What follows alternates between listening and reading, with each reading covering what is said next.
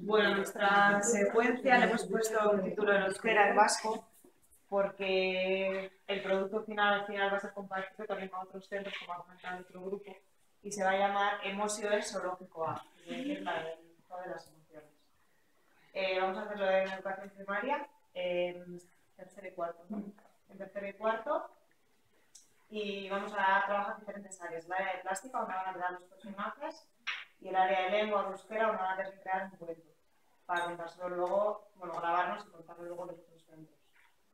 Vale, el producto final persigue, aparte de compartirlo a otros centros de diferentes localidades, persigue realizar un teatro de marionetas con diferentes animales ya establecidos, cada reino animal, y a cada uno de esos animales se le asigna, o los alumnos eligen, dentro de una de las 5 emociones que existen.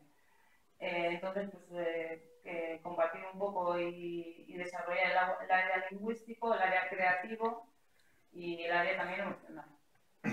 Y en actividades haremos unas actividades previas sobre las emociones, repartiremos pues eso, qué emociones pueden trabajar, con qué animales tendrán sesiones para realizarlas, las marionetas que van a utilizar posteriormente, y luego también pues para poder utilizar le daremos un pequeño guión en el teatro para que puedan seguirlo y poderlo representar.